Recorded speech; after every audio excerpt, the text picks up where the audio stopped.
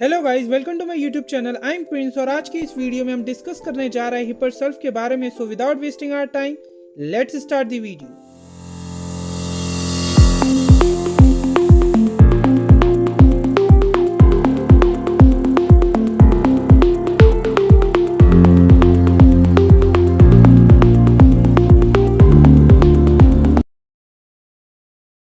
सो आइए सबसे पहले देखते हैं इसका constitution. So this medicine is for torpid. अब इस टॉर्बिड वर्ड का मतलब होता है ऐसे इंडिविजुअल्स जो बहुत ज़्यादा थकान महसूस करने की वजह से या लेज़ी होने की वजह से या बॉडी में एनर्जी ही नहीं होने की वजह से बहुत स्लोली मूव करते हो या स्लोली थिंक करते हो, तो इसी को हम टॉर्बिड बोलते हैं। And lymphatic constitutions. अब ये लिम्फेटिक कंस्टिट्यूशन बेसिफिकली फोकस करता है किस पे? लिम्फेटिक सिस्टम पे। और लिम्फेटिक सिस्टम बहुत इंपॉर्टेंट रोल निभाता है बॉडी के इम्यून रिस्पॉन्स पे एंड फ्लूइड बैलेंस पे। So the individuals with lymphatic constitution may exhibit certain common traits and tendency. So जितने भी इंडिविजुअल्स होंगे ना जिनका लिम्फेटिक कंस्टिट्यूशन होगा, तो उनमें कुछ कॉमन ट्रेट्स एंड टेंडेंसीज आपको देखने को मिलेगी। जैसे physically they might have tendency towards lymphatic congestion, swollen glands, or susceptibility to recurrent infections. And emotionally, they may experience sensitivity, desire for security and comfort. तो यही मतलब होता है lymphatic constitution का। And the person with light hair and complexion, तो जो person होगा उसका लाइट हेयर होगा एंड लाइट कॉम्प्लेक्शन होगा and slow to act and muscles are soft and flabby. Muscles कैसे होंगे? सॉफ्ट होंगे एंड फ्लैबी होंगे। आइए अब देखते हैं कुछ पॉइंट्स इसके मेंटल जर्नल्स के बारे में। तो पहला पॉइंट क्या है? Over sensitive physically and mentally. ये बहुत ज़्यादा सेंसिटिव होते हैं फिजिकली भी और मेंटली भी, और छोटी सी छोटी चीज़ ना इन्हें इरिटेट कर देती है। The slightest cause irritates him. Quick hasty speech and hasty drinking. Means ये बहुत जल्दी जल्दी बोलते हैं और बहुत जल्दी जल्दी ड्रिंक भी करते हैं। And the patient is peevish and angry at least trifle. Means छोटी छोटी बातों पर ये बहुत आसानी से गुस्सा हो जाते हैं। एंड हाइपोकॉन्ड्रियकल। अब इस हाइपोकॉन्ड्रियकल बेसिकली एक ऐसी स्टेट होती है जिसके अंदर जो इंडिविजुअल होता है वो बहुत ज़्यादा एक्सेसिवली एंशियस होता है अबाउट देयर हेल्थ। अपनी हेल्थ को लेकर बहुत ज़्यादा एंशियस होता है, जिस वजह से वो क्या करता है? बहुत ही ज़्यादा एग्जेजरेट करके, मीन्स बढ़ा चढ़ाकर अपनी प्रॉब्लम्स को बताता है, या कभी कभार मिस इंटरप्रिटेट करता है नॉर्मल बॉडीली सेंसेशन को as a sign of serious illness. So इस कंडीशन को ही हम क्या बोलते हैं? हाइपोकॉन्ड्रियकल। ठीक है। एंड अनरीजनेबली एंशियस मीन्स बहुत ज़्यादा चिंतित रहता है, इसे बहुत ज़्यादा बेचैनी होती है। आइए अब देखते हैं कुछ पॉइंट्स इसके फिजिकल जर्नल्स के बारे में। सो पहला पॉइंट क्या है? Diseases where the system has been injured by the abuse of mercury. अब इस अब्यूज ऑफ मरकरी का मतलब है कि अगर कोई भी मरकरी या मरकरी के कंपाउंड का कंजम्पशन करने की वजह से या उसे इनहेल करने की वजह से या डर्मल एक्सपोजर की वजह से अगर कोई भी डिसीज हो रही है ना, तो उस केस में भी हम हिपर सल्फ के बारे में सोच सकते हैं। दूसरा पॉइंट क्या है? Extremely sensitive to cold air. और ये इतना ज़्यादा सेंसिटिव होता है ना कोल्ड एयर से कि इसे ऐसा लगता है कि अगर किसी दूसरे रूम की डोर ओपन है ना, तो उस डोर ओपन होने की वजह से इसे हवा लग रही है। Imagines he can feel the air if a door is opened in the next room and must be wrapped up to the face even in hot weather. Means ये अपने आप को पूरी तरह कवर करके रखते हैं even in the hot weather. Means hot weather में भी ये अपने आप को पूरी तरह कवर कर कर ही रखते हैं and can not bear to be uncovered, ये अनकवर्ड नहीं रहना चाहते, कैन नॉट, ये सहन ही नहीं कर पाते कि ये अनकवर्ड रहे, can not bear to be uncovered, takes cold from slightest exposure to fresh air, means इन्हें बड़ी आसानी से ठंड लग जाती है अगर इनका एक्सपोजर फ्रेश एयर से हुआ है तो takes cold from slightest exposure to fresh air. Third point क्या है, sweats profusely day and night without relief, इन्हें बहुत ज्यादा पसीना आता है and the perspiration sour and offensive, और इनका जो पसीना होता है ना वो सॉर होता है एंड बहुत ज़्यादा ऑफेंसिव होता है and easily on every mental और फिजिकल एक्सर्शन, मीन्स इन्हें पसीना बहुत जल्दी आता है, वो भी जब भी ये कोई भी मेंटल वर्क कर ले या फिजिकल वर्क कर ले तो इन्हें बड़ी आसानी से पसीना आ जाता है। अब देखते हैं कुछ सिम्टम्स इसके आई से रिलेटेड। सो आई बॉल्स सोर टू टच, मीन्स अगर आप टच करोगे ना तो इन्हें दुखेगा और ऐसा पेन होगा कि जैसे कि इनकी कोई आई बॉल पीछे की तरफ खींच रहा हो।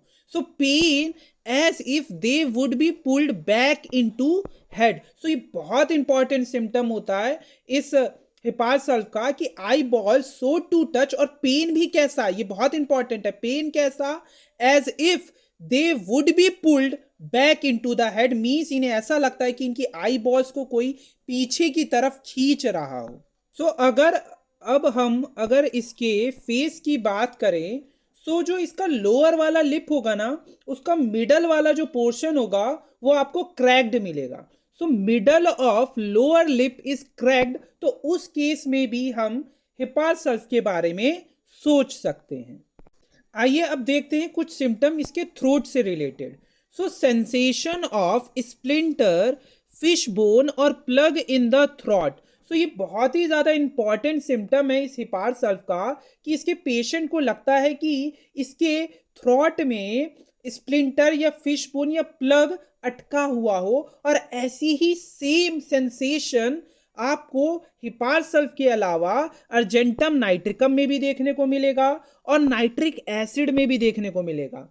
एंड दूसरा पॉइंट क्या है, क्विंजी, क्विंजी बेसिकली क्या होता है, पेरिटॉन्सिलर एब्सेस को ही हम क्विंजी बोलते हैं, और इसके अंदर होता क्या है, जो पेरिटॉन्सिलर स्पेस होता है ना वहां पर पस इकट्ठा हो जाता है, पस भर जाता है। And when separation threatens chronic hypertrophy, hypertrophy means size का बड़ा होना, एनलार्ज होना, विद हार्डनेस ऑफ हियरिंग। सो अगर आपको कुछ ऐसे सिम्टम्स देखने को मिल रहे हैं ना तो आप हिपार सल्व के बारे में सोच सकते हो। आइए अब देखते हैं कुछ सिम्टम इसके गैस्ट्रो इंटेस्टाइनल सिस्टम से रिलेटेड।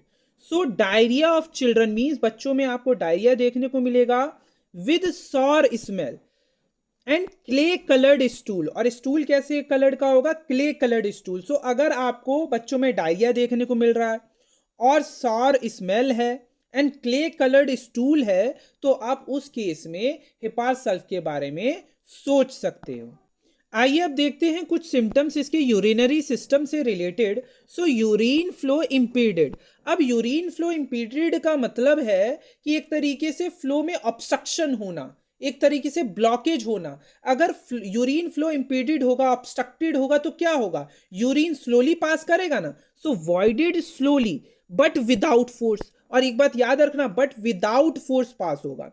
और जो यूरिन है वो कैसे ड्रॉप करेगा, drops vertically and is obliged to wait a while before it passes, means urine pass करने से पहले उसे थोड़ा वेट करना पड़ेगा। एंड ब्लैडर इज वीक, अब ब्लैडर वीक है मतलब इस वजह से क्या होगा, वो अपना यूरिन कंप्लीटली पास नहीं कर पाएगा, means is unable to finish, और इस वजह से उसे कैसा लगेगा, seems as if some urine always remains. आइए अब देखते हैं कुछ पॉइंट्स इसके रेस्पिरेटरी सिस्टम के बारे में। सो पहला पॉइंट क्या है, कफ when any part of the body is uncovered, means अगर बॉडी का कोई भी पार्ट अनकवर्ड रह गया है और उस वजह से खांसी हो रही है तो उस केस में हम हिपार सल्व के बारे में सोच सकते हैं, और ऐसा ही सेम सिम्टम हिपार सल्व के अलावा रस टॉक्स में भी देखने को मिलता है। इसके अलावा क्रूपी, चॉकिंग, स्ट्रेंगलिंग महसूस होगा फ्रॉम किसके एक्सपोजर से, from exposure to dry west wind, the land wind, right. And second point क्या है, अस्थमा।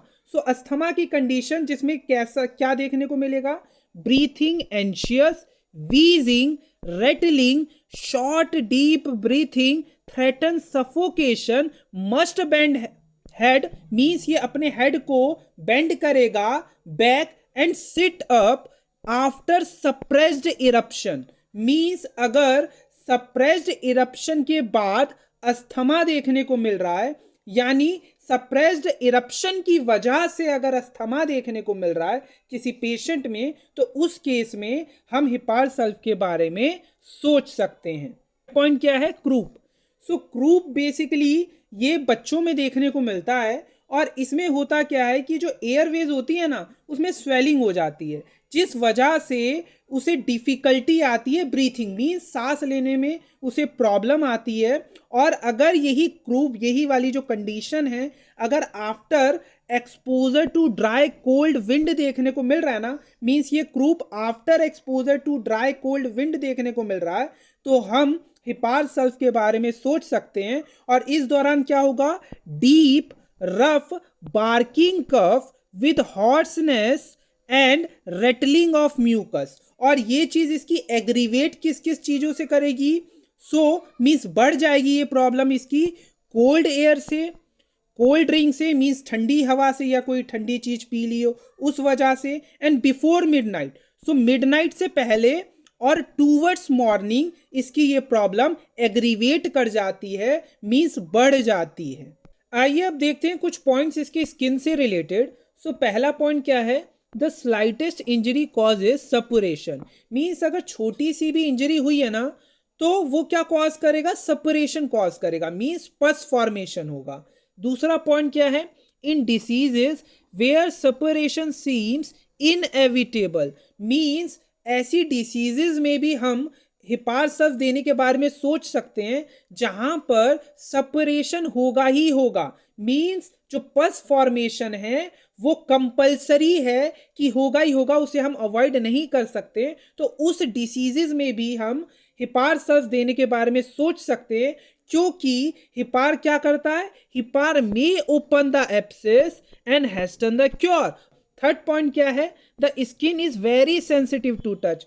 इसका जो पेशेंट होगा ना उसकी स्किन बहुत ज़्यादा सेंसिटिव होती है टू टच, और इतनी ज़्यादा सेंसिटिव होती है कि can not bear even clothes to touch affected parts means ये यहाँ तक कि इतने ज़्यादा सेंसिटिव है ना कि ये भी नहीं बियर कर पाते हैं, ये इतना भी सहन नहीं कर पाते हैं कि क्लोथ्स भी टच करें इनके अफेक्टेड पार्ट्स को। और ऐसा ही सेम सिम्टम हिपार सल्फ के अलावा लेकेसिस में भी देखने को मिलता है। फोर्थ पॉइंट क्या है, skin affections extremely sensitive to touch. इनकी जितनी भी स्किन अफेक्शंस होंगी ना वो बहुत ज़्यादा सेंसिटिव होंगी टू टच, और इतनी ज़्यादा सेंसिटिव होगी कि the pain often causing fainting means वो मूर्छित हो जाएंगे।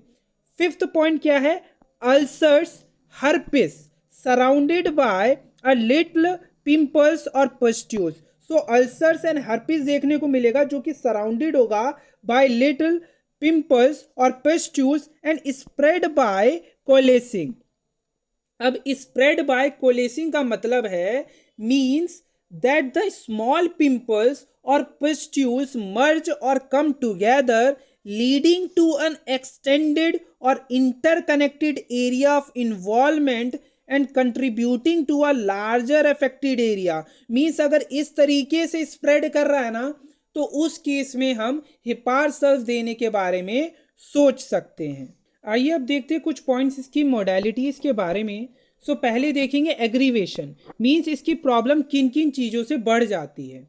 पहला क्या है, लाइंग ऑन पेनफुल साइड। तो अगर ये पेनफुल साइड लेटा हुआ है उससे भी इसकी प्रॉब्लम बढ़ जाएगी। दूसरा क्या है, कोल्ड एयर मीन्स ठंडी हवा से इसकी प्रॉब्लम बढ़ जाएगी। तीसरा क्या है, अनकवरिंग, अनकवरिंग से भी इसकी प्रॉब्लम बढ़ जाएगी, है ना। और क्या है, ईटिंग और ड्रिंकिंग कोल्ड थिंग्स मीन्स अगर कुछ ठंडा खा लिया या पी लिया तो उससे भी इसकी प्रॉब्लम बढ़ जाती है, एग्रीवेट कर जाती है। एंड टचिंग अफेक्टेड पार्ट्स, सो अगर अफेक्टेड पार्ट के को अगर कोई टच करता है तो उससे भी इसकी प्रॉब्लम एग्रीवेट कर जाती है, मीन्स बढ़ जाती है। और क्या है, abuse of mercury, so means अगर कोई भी मरकरी या मरकरी के किसी भी कंपाउंड का अगर कंजम्पशन किया है या उसे इनहेल किया है या डर्मल एक्सपोजर हुआ है, सो उस केस में भी इसकी प्रॉब्लम एग्रीवेट कर जाएगी, बढ़ जाएगी। एम्यूलरेशन किससे है, आराम किससे है, warmth in general, means warm चीजों से इसे आराम मिलेगा और ऐसा आर्सेनिक में भी देखने को मिलता है। और किससे मिलेगा, wrapping up warmly specially the head, so अगर ये अपने हेड को कवर कर ले तो उससे भी इसे आराम मिलता है, वो भी कब, इन डैम्प वेट वेदर। अब देखते हैं इसके relations. So this medicine is complementary to calendula in injuries of soft part, so ये जो मेडिसिन है ना ये कॉम्प्लीमेंट्री होती है किसके, कैलेंडुला के, कॉम्प्लीमेंट्री टू कैलेंडुला किस केस में, in injuries of soft part. And hepar antidotes, और ये जो हिपार सल्फ है ना ये एंटीडोट करती है किस चीज को, bad effects of mercury and other metals, जैसे कि आयोडीन हो गया, आयोडाइड ऑफ पोटैश हो गया, कॉड लिवर ऑयल हो गया। Cod liver oil basically code fish होती है ना उसके लिवर से जो ऑयल निकलता है ना तो उसको बोलते हैं कॉड लिवर ऑयल। सो इन सभी चीजों को जो हिपार सल्फ है एंटीडोट करती है and renders the patient less susceptible, means ये हेल्प करती है the patient less susceptible to atmospheric changes and cold air. और ये जो मेडिसिन है ना ये बेसिकली पेशेंट को लेस ससेप्टिबल बनाती है एटमॉस्फेरिक चेंजेस से एंड कोल्ड एयर से। अगर मैं इसका कंपैरिजन करूं, the psoric skin affections of sulphur, अगर मैं psoric skin affections of sulphur को हिपार से कंपेयर करूं, so the psoric skin affections of sulphur are dry itchy. So जो सोरिक स्किन अफेक्शन होगा सल्फर का वो कैसा होगा, स्किन कैसी होगी, ड्राई होगी एंड इचिंग होगी, और ये एमुलरेट होगा, मीन्स आराम मिलेगा सल्फर के पेशेंट को, कैसे, by scratching and not sensitive to touch. और जो सल्फर का पेशेंट होता है ना वो सेंसिटिव नहीं होता टू टच। वहीं अगर मैं हिपार की बात करूं ना तो उसकी स्किन कैसी होगी, अनहेल्दी होगी, सपुरेटिंग होगी एंड मॉइस्ट होगी और एक्सट्रीमली सेंसिटिव टू टच। तो ऐसे हम कंपेयर कर सकते हैं सल्फर को हिपार से। सो सल्फर के केस में जो सोरिक स्किन अफेक्शंस होंगे वो कैसे होंगे, ड्राई होंगे, इचिंग होंगे और एम्युलरेट होंगे, मीन्स आराम मिलेगा बाय स्क्रैचिंग से and not sensitive to touch. वहीं हिपार सल्फ की बात करें तो उस केस में जो स्किन होगी वो बहुत ज़्यादा अनहेल्दी होगी, सपुरेटिंग होगी और मॉइस्ट होगी और एक्सट्रीमली सेंसिटिव होगी टू टच। सो इसी के साथ हमारी ये वीडियो भी कंप्लीट हुई। मिलते हैं ऐसी एक नई वीडियो के साथ, तब तक खुश रहें, मस्त रहें, जय हिंद।